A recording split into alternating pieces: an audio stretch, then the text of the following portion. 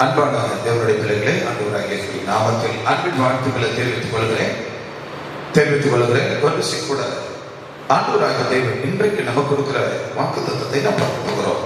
தேவன் எபேசியர் 13:14 நமக்கு தந்திருக்கிறார். எபேசியர் 1:13-14 வசனத்தை நாம் ஒருவர் வாசிக்கலாம். நீங்களும்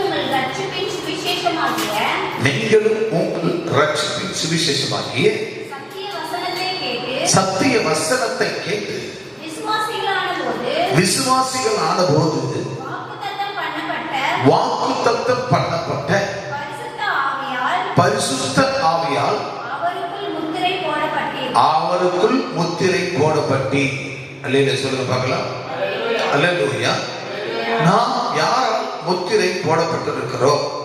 கர்த்தருடைய முத்திரை. நாம் யாருடைய முத்திரை? கர்த்தருடைய முத்திரை. நம்ம முற்றிலும் அவருக்கு தான் சொந்தம். எதனால முத்திரை போடப்பட்டிருக்கிறோம்? கர்த்தருடைய பரிசுத்த ஆவியானவரால் முத்திரை போடப்பட்டவர்கள். அப்போ நம்ம யாருடைய முத்திரை? கர்த்தருடைய பரிசுத்த ஆவியானுடைய முத்திரை. அப்போ அவர் முத்திரை போடப்பட்டால் அவருக்கு மட்டும்தான் நாம் சொந்தம். கர்த்தருடைய கர்த்தர் நாமத்தை மகிமைப்படுத்தி ஆண்டவராகிய தேவனுக்கு மட்டும்தான் நாம் சொந்தம். அதைத்தான் கர்த்தர் சொல்லுகிறார். இன்னைக்கு அருமையானவர்களே, இன்னைக்கு அநேக ஜனங்கள் யாருக்கு சொந்தமா இருக்கிறார்கள்? உலகத்தோடு ஒத்து வாழ்கிறார்கள். உலகத்தில் உள்ளவர்களுக்கு அவர்கள் முத்திரை இருக்கிறார்கள். நான் உலகத்தோடு ஒத்து வாழ்வேன் என்கிறார்கள். ஆத்துல ஒரு காலம் சேத்துல ஒரு காலம் என்று சொல்கிறார்கள். ஆனால் கர்த்தர் சொல்லுகிறார், நாம் அவருடைய ரட்சிப்பு, அவர் தெரிந்து கொண்ட பாத்திரம், அவர் சொந்த ரத்தத்தால் கழுவப்பட்டிருக்கிறோம். அவர் 2000 ஆண்டுகளுக்கு முன்பாக கல்வாரி சிலுவையில் அவர் சிந்தின அந்த ரத்தத்தால் நம்மை மீட்டெடுத்திருக்கிறார். அந்த ரத்தத்தால் மீட்டெடுத்து இன்றைக்கும் தேற்றுவாங்க பரிசுத்த ஆவியானவராகிய பரிசுத்த நமக்குள்ளே வாழ்ந்து கொண்டிருக்கிறார். அந்த பரிசுத்தவரை அனுபவிக்கிற நாம், அவருக்குள்ளே வாழ்ந்து கொண்டிருக்கிற நாம் என்ன செய்கிறோம்? நம்முடைய சுயபோகமான வாழ்க்கை தேடி ஓடுகிறோம். நம்முடைய சுயபோகமான வாழ்க்கை தேடி நாடி ஓடிக்கொண்டிருக்கிற உலகத்தை நோக்கி. அப்படி அல்ல, தேவன் நமக்கு கொடுத்தது அவருடைய முத்திரை. அவருக்கு மட்டும்தான் நாம் சொந்தம். அல்லேலூயா. நம்ம யாருக்கு சொந்தமானவர்கள்? யாருக்கு சொந்தமானவர்கள்? ஆண்டவராகிய இயேசு கிறிஸ்துவுக்கு நாம் சொந்தமானவர்கள். அவருக்கு மட்டும்தான் நம்ம சொந்தம். வேற யாருக்கு நம்ம சொந்தம் கிடையாது. சொல்லுங்க பார்க்கலாம், யாருக்கு நாம் சொந்தம்? சத்தமா, யாருக்கு சொந்தம்? நாம் கர்த்தருக்கு சொந்தமானவர்கள். ஹல்லேலூயா. ஏனென்றால் அவரால் முத்திரை போடப்பட்டவர்கள். இந்த பூமியில ஒரு பெண் இருக்கிறார். அந்த பெண்ணுக்கு ஒரு ஆணை மனம் முடிக்கிறார்கள், திருமணம் முடிக்கிறார்கள். திருமணம் முடித்தா அவர்களுக்கு குழந்தை பேர்கள் பெறும். எனவே அவர்கள் குடும்ப வாழ்க்கையில் ஈடுபட்டு சந்தோஷம் அவர்கள் வாழ்ந்தால்தான், அவங்க குடும்ப வாழ்க்கை சந்தோஷமா இருந்தால்தான் அந்த பிள்ளைகளுக்கு என்று முத்திரை இன்னாருக்கு இன்னார் என்று அப்போ அவர்கள் நியமிக்கப்பட்டிருக்கிறார்கள், திருமணமாக்கப்பட்டிருக்கிறார்கள். அவர்களுக்கு 1-2 பிள்ளைகள் பிறக்கிறது. அதுதான் அவர்கள் இன்னாருக்கு இன்னார் முத்திரை போடப்பட்டவர்கள், இன்னாருக்கு இன்னார் முத்திரை போடப்பட்டவர்கள் என்று. அப்போ நீங்கள் நானுமாய் கூட இந்த பூமியில நம் குடும்பங்கள் அத்தனை பேரும் கர்த்தருடைய முத்திரையை பெற்றுக் கொள்ள வேண்டும். அல்லேலூயா, அல்லேலூயா. நீங்கள் நான் அவருடைய முத்திரை பெற்றிருக்கிறோம். நேரில் இருக்கிற நீங்களும் சரி, இணையதளத்தில் பார்க்கிற கேட்கிற ஒவ்வொருவரும், நீங்கள் மட்டுமல்ல உங்கள் குடும்பமும் தேவனுடைய முத்திரை பெற்றவர்களா, பரிசுத்த ஆவியானவருக்குள்ள வாழ்கிறவர்களா, பரிசுத்த ஆவியின் முத்திரை போடப்பட்ட மக்களாய் வாழ வேண்டும். இதைத்தான் இங்க அங்க 1 எபேசியர்ல சொல்லப்பட்டிருக்கிறது. வாசிக்க வசனம். நீங்கள் உங்கள் ரட்சிப்பின் சுவிசேஷமானது சத்திய வசனத்தை கேட்டு, உங்கள் ரட்சிப்பு என்பது சுவிசேஷமாகிய இந்த ரட்சிப்பு சத்திய வசனத்தால் நம்ம ரட்சிக்கப்பட்டிருக்கிறோம். நம்ம அப்படியாக சத்திய வசனத்தில் ரட்சிக்கப்பட்டு விசுவாசிகள் ஆகியிருக்கிறோம். இப்போ நீங்க விசுவாசிகள் இருக்கிறீர்கள், விசுவாசப்படுவர்களா இருக்கிறீர்கள். வாக்குத்தத்தம் பண்ணப்பட்டதான பரிசுத்த ஆவியால் வாக்குத்தத்தம் பண்ணப்பட்ட பரிசுத்த ஆவியால் அவருக்குள் முத்திரை போடப்பட்டது. பாத்தீங்களா? வாக்குத்தத்தம் பண்ணப்பட்ட நீங்க, விசுவாசிகளாகி வாக்குத்தத்தம் பண்ணப்பட்ட நீங்க பரிசுத்த ஆவியினருக்குள்ள முத்திரை போடப்பட்டிருக்கிறீர்கள். ஹல்லேலூயா. முடிஞ்சதா அந்த 2 வசனமா? முத்திரை போடப்பட்டிருக்கிறீர்கள். அவருக்கு சொந்தமானவர். அப்ப நம்ம முத்திரை போடப்பட்டு விட்டால் யாருக்கு சொந்தம்?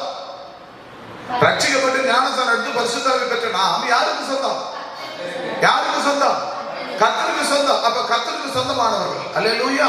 அப்ப ரட்சிக்கப்பட்டு முத்திரை போடப்பட்ட நாம் யாருடைய சொந்தமானவர்கள்? கர்த்தருக்கு சொந்தமானவர்கள்.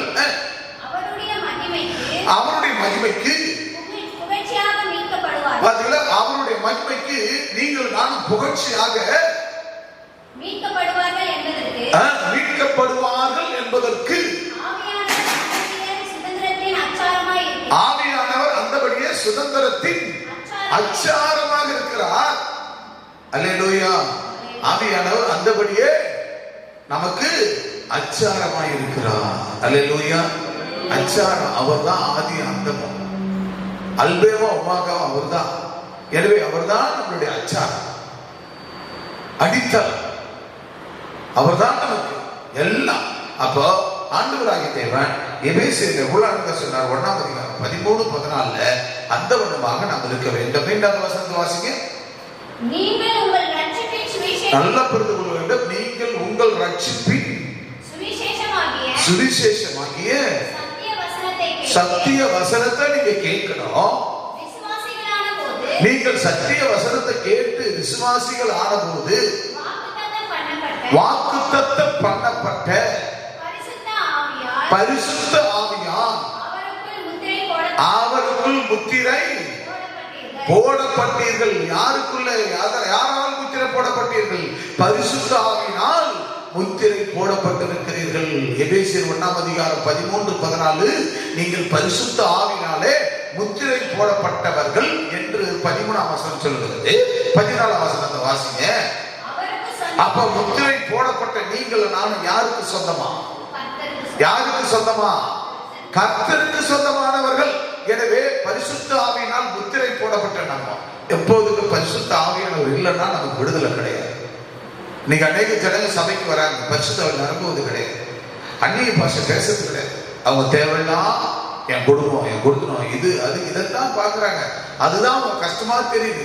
பரிசுத்த ஆவியான நமக்குள்ள வந்துட்டா அங்க நம்ம குடும்பத்துக்கு விடுதலை தானா கிடைக்கும். அல்லேலூயா. பரிசுத்த ஆவியானவர் எங்கேயோ அங்கு விடுதலை உண்டு என்று கர்த்தர் சொல்லுகிறார். அப்ப பரிசுத்த ஆவியானவர் நம்ம என்ன செய்திருக்கிறாரா? நமக்கு முத்திரை போடப்பட்டிருக்கிறார். 14ஆம் வசனம். அப்ப முத்திரை போடப்பட்ட நாம் அவருக்கு சொந்தமானவர்கள். நம்ம யாருக்கு சொந்தமானவங்க? நீங்க ஒரு பொண்ணு ஒரு பையனுக்கு கல்யாணம் பண்ண வச்சா அந்த பொண்ணு யாருக்கு சொந்தம்? யாருக்கு சொந்தம்? அவன் வெறியனா இருந்தாலும் குடிகாரனா இருந்தாலும் அவனுக்கு தான் சொந்தம். எப்படி? வெறியனா இருந்தாலும் குடிகாரனா இருந்தாலும் அவனுக்கு தான் அந்த பொண்ணு சொந்தம். அதே மாதிரி மனைவி பேயா இருந்தாலும் பிசாசா இருந்தாலும் அந்த பேயிடம் இந்த பேய் கூட வாழவே முடியல. இவ மனைவியா, இவ பாப்பா எப்ப பார்த்தாலும் கோபப்படுறான், எப்ப பார்த்தாலும் சண்டை அப்படின்னு சொல்லுவான். எப்படி பார்த்தாலும் பேயா இருந்தாலும் பிசாசா இருந்தாலும் மனைவி அவதான் உனக்கு சொந்தம், அவளுக்கு தான் உன முத்திரை போடப்பட்டிருக்கிறது, அவனுக்கு தான் உன முத்திரை போடப்பட்டிருக்கிறது. அப்ப அப்படி இருக்கப்படும் போது அந்த பரிசுத்த ஆவியானவர்கள் முத்திரை போடப்பட்ட நீங்க யாருக்கு சொந்தமா? இப்போ கர்த்தருக்கு பரிசுத்த ஆவியானவருக்கு சொந்தமானவர்கள்.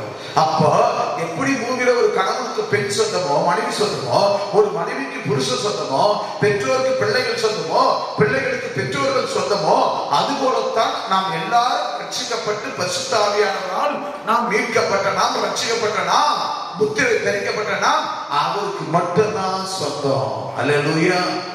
ஒரு அல்லேலூயா சொல்லுங்க பார்க்கலாம். வேதம் சொல்லுகிறது என்னது?